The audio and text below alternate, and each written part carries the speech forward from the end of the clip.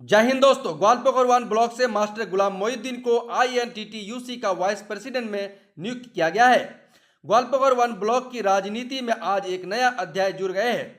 यहाँ के जाने माने समाज सेवी और सक्रिय जननेता मास्टर गुलाम मोहिउद्दीन को INTTUC यानी Indian national Trinamool trade union Congress का वाइस प्रेसिडेंट में नियुक्त किया गया है।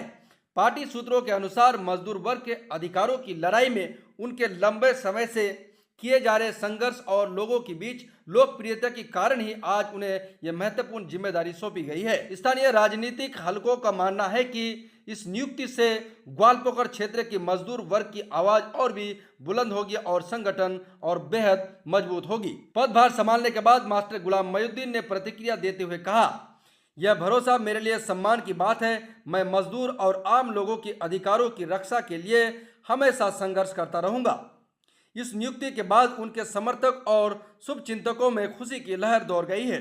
लोगों का कहना है कि यह उपलब्धि सिर्फ उनकी व्यक्तिगत जीत नहीं बल्कि पूरी ग्वालपकर ब्लॉक की प्रतिष्ठा और गौरव की प्रतीक है। चलिए सुनते हैं मास्टर गुलाम मोहिउद्दीन क्या कहते हैं इस पदभार संभालने के बारे में, क्या कुछ कहते हैं, क्या दायित्व मिला है। INTTUC का ब्लॉक वाइस प्रेसिडेंट बनाया गया है।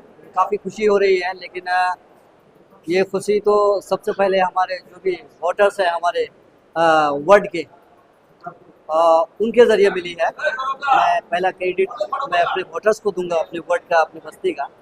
उसके बाद जो है मैं हमारे MIC जनाब गुलाम रब्बानी साहब को मैं शुक्रिया अदा करना चाहूँगा, और हमारे ब्लॉक प्रेसिडेंट अहमद रजा भाई, हमारे जिला के उप सभाधिपति गुलाम रसूल भाई मुनी साहब, उनका मैं शुक्रिया अदा करना चाहूँगा कि इतने बड़े पद में या वो लोग मुझे इस लायक समझे और मेरा जो है नाम स्टेट तक भेजा और मुझे एज अ INTTUC का ब्लॉक वाइस प्रेसिडेंट का पद में जो है हमको लोग बैठाए हैं।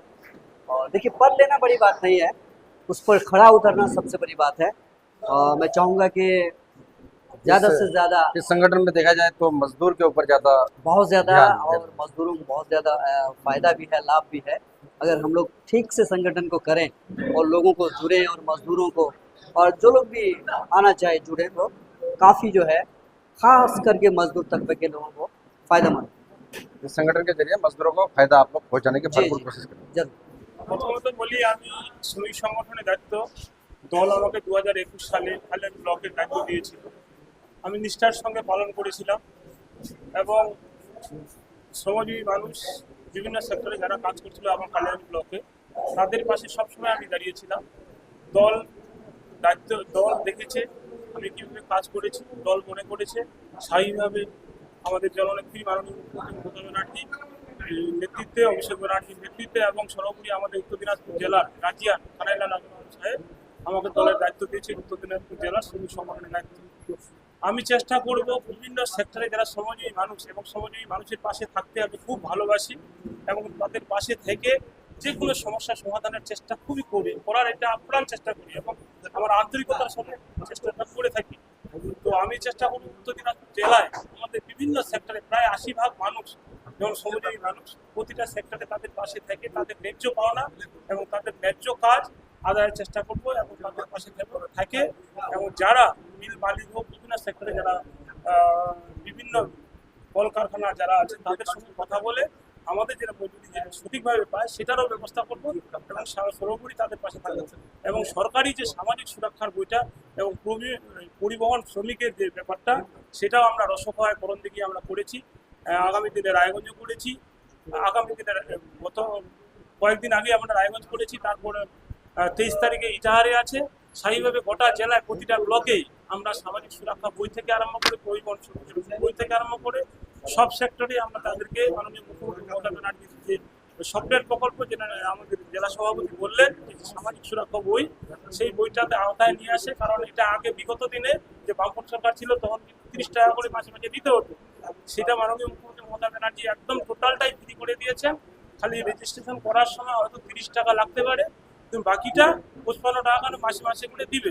এবারে ওখানে কি একটা মজার ব্যাপার আছে, যদি স্বাভাবিকভাবে কেউ মৃত্যু হয়ে যায় তার জন্য 50,000 টাকা, যদি কারো অঙ্গ প্রত্যঙ্গ যদি একটা মানুষের একটা অংশ যদি নষ্ট হয়ে যায় তার জন্য লক্ষ টাকা এবং অ্যাক্সিডেন্ট বেনিফিট আছে 2 লক্ষ টাকা।